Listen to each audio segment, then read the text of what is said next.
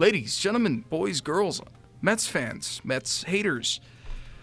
This is the second time I'm recording this video, which is suiting because it's a Monday. It's a Monday. Well, I hope you're having a happy Monday, and I hope this video gives you some entertainment on your beginning of your week. I am Brady Pieper, the host of the Pieper Sports Podcast and the creator of the Pieper Productions YouTube channel, and I would like to talk baseball. It's coming down to the end. It's coming down to the wire. Teams are looking to make their way into the postseason, but as it turns out, there were a few surprises that I wasn't prepared for. And I understand, the MLB season is riddled with mystery. Hundreds of players take the mound or step onto the diamond shrouded in secrecy. They don't know how they're going to do. They can just go out and do their best. In 162 games, some surprises are bound to happen. You have to ask yourself, as a player, will I do well today? Will I get out of the slump? Is my name Mike Trout? Am I a member of the New York baseball Mets? All of these are major contributors to whether or not you're a good player or a bad player. Which comes to my number one. Number one on my list of players that surprised me in 2019 goes to DJ LeMahieu, the former Rocky and now a member of the Yankees. DJ LeMahieu signed a 2-year, $24 million deal in this last offseason to play for the New York Yankees. Although he did join the Bronx Bombers, he is known for his contact hitting, and this year has not disappointed. Although he's never been bad in his career, nobody really expected such a breakout year, especially on a team that's already stacked with Gleyber Torres at second base, you have Miguel Andujar at third base, and with Didi Gregorius at short. There's really nowhere in the infield for a guy like this to play. But injuries started happening, and DJ LeMahieu found his place, going and performing above what should have happened, or what would ever been predicted to happen for DJ LeMahieu. DJ is currently hitting a .335 batting average with 17 home runs, 77 runs on the season with 75 runs batted in. He's currently hitting at a .912 OPS, which is incredible on its own right. Most players above 900 are great players. Players above 1,000 are incredible players. So he's sitting in between great and incredible, and that's somewhere you couldn't predict him to be, especially going into this year on the Yankees. Number two on my list of players that surprised me is Ketel Marte. Ketel Marte of the Arizona Diamondbacks has single-handedly kind of put together this season that at least I didn't expect. I wouldn't consider myself an avid baseball watcher, although I do have the tattoo.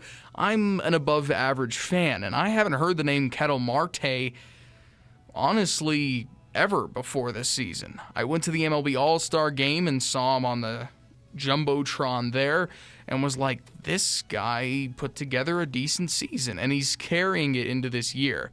And there's not all too much exciting about the Arizona Diamondbacks, especially at this point in the season, but Ketel Marte is a young bright spot on this team, making an all-star appearance this year at the age of 25. Ketel Marte is currently hitting a .319 batting average with 24 home runs, 66 RBIs, 75 runs.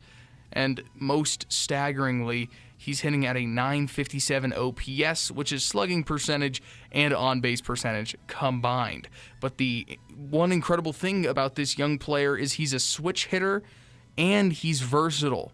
He plays shortstop, second base, center field, and that's the only things they have on baseballreference.com, but I guarantee you he plays elsewhere on the field and he can do just about anything. Versatility. That's something that's really, really important, and consistency, and it appears in his 5th season, he's really hit his groove. And number 3 on my list of players that surprised me, a Pittsburgh man himself, Josh Bell. Now, something incredible about Josh Bell is he is a switch-hitting first baseman. Not often do you see switch-hitting first baseman. He hits that groove for both sides of the box. Power. He's so far hit 27 home runs on the season. Josh Bell has hit .282 on the batting average. He's hit 27 home runs, 75 runs, and a staggering 89 RBIs at this point in the season. He's at 942 OPS this year. The 26-year-old has the size. He really has the sturdiness that you want in a franchise first baseman, and he's only 26 years old. He's 6'4" and 240 pounds with a switch hitting ability. It's something that is extremely rare, especially with power. His all-star appearance won't be his last. At least I don't hope so, but he surprised me going into this year. We have number 4, double twos. On my list, we have Pete Alonzo. Sorry, Mets fans, I know I was making fun of you earlier, but Pete Alonzo is a bright spot on your team. Not only because he's hit 34 home runs, but because he's a rookie.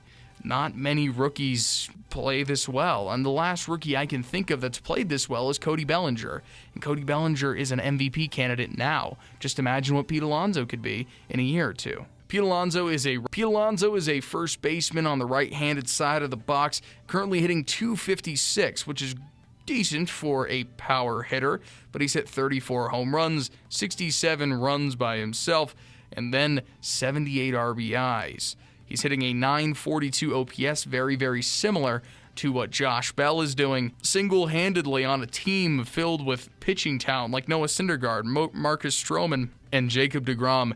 He's that offensive talent that this team needs besides Jeff McNeil. A lone bright spot on the offensive side of the bat for the New York Mets. Number 5 on my list of players that surprised me. If you were getting bored of all the home runs and getting bored of all the hits, I have the inverse for you. I have a pitcher coming in at number 5. I have Hyun-Jin Ryu of the Los Angeles Dodgers. Now, no point in his career has he shown that he's going to be bad or that he performed in a way that would make you think he is bad. He's been good. And ever since the Dodgers bought his contract from the Hanwha Eagles of Korea in 2012, he has performed at a peak and done extremely, extremely well, but really hit his groove going into this season. Ryu has a 5 pitching WAR, which is incredible, having an 11-2 record with a 1.53 ERA. Some analysts don't like using ERA and WHIP as their solo tools for analyzing a pitcher, but I do. A 1.5 ERA essentially means he's giving up 3 runs every 18 innings. Now, typically a team will score more than 3 runs in a game, hopefully. That means he's really, really good. And the Korean pitcher is incredible this year. He's pitched 135 innings, striking out 117 batters with a sub-1 whip at .936. That is incredible. He's performed above average, and he consistently is proving that he deserves to get paid going into this next season, as he will be a free agent. He had an all-star. I saw him pitch in the Cleveland All-Star game this year, and this guy is lights out, even at the age of 32. But speaking of 32, we come to number 6. Double threes, 6. We come to number 6, Zack Greinke, a player that was just traded to the Houston Astros. Zack Greinke, I say 32 because he's older, and something that surprised me is usually when players get older, they regress, or they get worse, or their numbers dip. This guy ages like a fine wine, and his potential Hall of Fame career continues in Houston.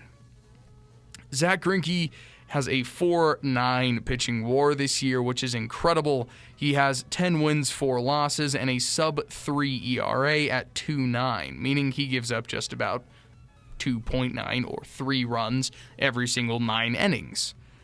He's pitched for 23 games this season with 146 innings pitched, 135 strikeouts, and a sub-1 whip at .945 on the season.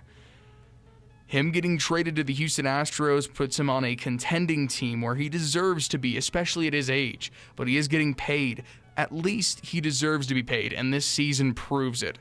So, before all the angry sports writers come out and say you need to get rid of Zack Greinke's contract, this guy still performs. And in the likes of Justin Verlander, these are 2 of the nicest wines out there when it comes to pitchers. Well, that's been my video. That's been my analysis, my look into several different players, 6 in particular, that I thought surprised me going into the 2019 season and showing me their performances. I want to see your analysis of my performance. If you have anything to say, thought I was wrong, thought I was right, write something in the comments section down below. If you liked the video, hit the like button. If you disliked it, hit the dislike button. I don't like that, but engage however which way you can. If you do leave a dislike, tell me why in the comments. We'll figure it out. If you haven't hit the subscribe button yet, please, I appreciate it. It helps grow the channel, and I can do more content. I appreciate you guys, genuinely. And with football season coming around the corner, you'll be getting a switch of content, baseball to football, and I'm excited. So, guys, enjoy the rest of your Monday. Hopefully I don't have to record this video again. Bye.